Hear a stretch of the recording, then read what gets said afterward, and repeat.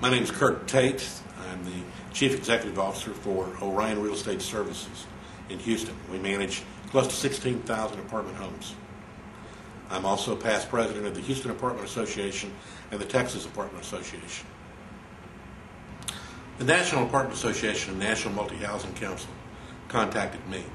They had an opportunity to put someone in front of the Congressional committee taking a look at Hurricane Katrina and the possibility of taking care of the apartment owners who had housed the Katrina evacuees, taking care from an aspect of rent that was not received and from possible damages that were done to the apartments.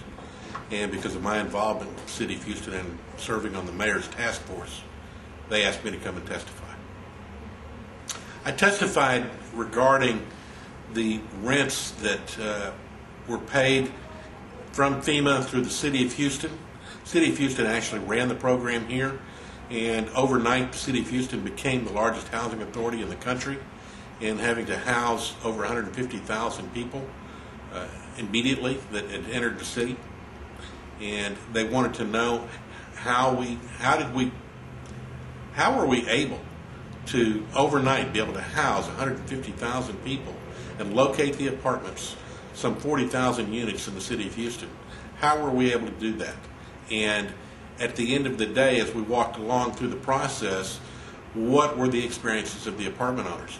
The concern here is what is going to happen the next time that there's a need for 40,000 apartments.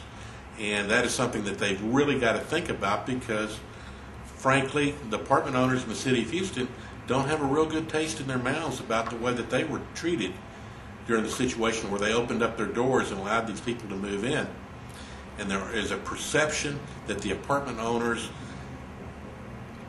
were unfairly enriched in this whole situation. Quite the contrary. Most apartment owners were harmed by the whole experience. The question that was pointed to me was, how would you substantiate any damages? If the committee was to come and try to pass a bill that said that we're going to pay the apartment owners rent that they lost, or possibly for these damages, how would you substantiate those damages? And my answer was quick, very easy.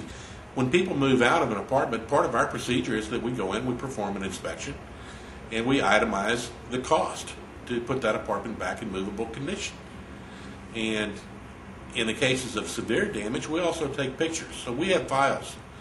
At least our company has files full of actual written reports that were done, costs that were made at that time, and pictures that go along with it. So it'd be very easy for us to support the actual damages. That was a question that was asked. Another question was asked was, well, I hear you saying that the apartment owners were slow to be paid as well as that was a big issue. Understand, when they started paying and the City of Houston set up the largest housing authority, if you will, in the country, we didn't receive our first rental payment for the evacuees for 3 or 4 months that the apartment was first occupied. Now understand, as an industry, we put out almost 40,000 units. Those 40,000 units were not ready to move into when the evacuees arrived, and we had to make them ready. Now understand, we had to make them ready to a certain degree, as if anyone off the street was going to move into those apartments, because every one of them were inspected prior to an evacuee moving into them.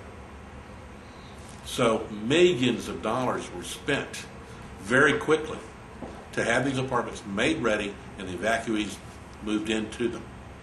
That's millions of dollars that was spent in shampooing carpets, in painting apartments, and cleaning apartments. And a lot of those services were provided by the small businesses in the City of Houston that do that work for the apartment industry. And those people weren't able to be paid. We're talking small businesses, family-owned businesses that came and did the work, and yet we didn't get paid rent for up to 4 months, and in some cases longer than that. And we didn't have the money to be able to pay the expenses to those people. So they suffered, and the apartment owners suffered during this period. So the question was put to me, well, but in the end, you got all of your money, didn't you? No, in the end, we didn't get all of our money. And I've explained how people moved out short of the 12-month agreement. And we might not have even gotten paid yet by the time they move out.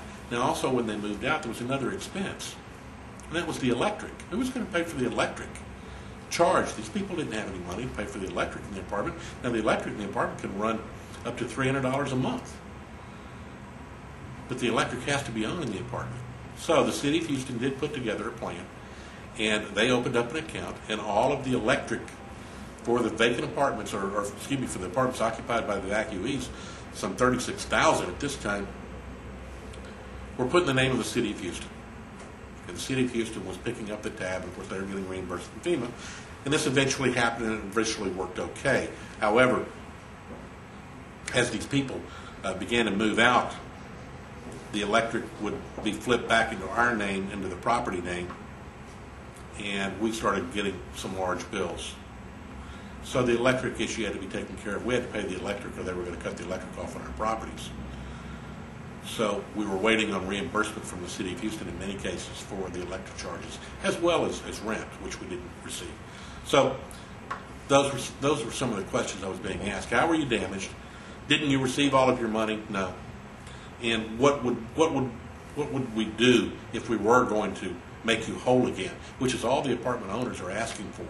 We're not asking for anything extra here. We're only asking to be made whole for the damages that we sustained.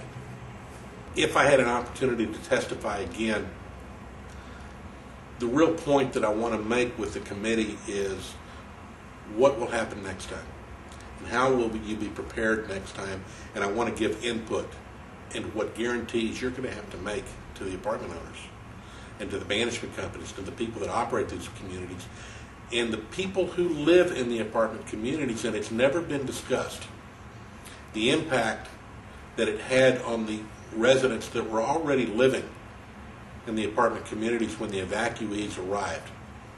And you had that 300-unit property, and you moved in 40 apartments of evacuees, and how that affected the other people that were already living there. And that has never been discussed. And there's some great heart-wrenching stories to tell out of that are wonderful stories. At the same time, there's some not so good stories that come out of that, and how it negatively affected a lot of people that were already living there. And that's something that we haven't been able to talk about, and that I think needs to be addressed for the future. Well, there's no question that we had an impact. The bill that was eventually written was sent from the committee to the House this week, and the bill, though changed somewhat, has been passed by the House. So we're very happy that we had input. We had some input with some language changes in the bill as well. So we feel like we really made an impact, and that good is going to come out of it for the apartment owners. What we're going to see is rent being paid back to the apartment owners for that 12-month guaranteed period. What we're also going to see is an extension of rental payments for those that are remaining in the apartments past the December deadline. There's going to be a 6-month extension, and they're going to shift payment out of FEMA and move it into HUD, and will be paid via Section 8 vouchers. And this is going to move these folks out of FEMA, which is your federal emergency management, into HUD, where it ought to be. These folks, this is a HUD issue now. It is not a FEMA issue.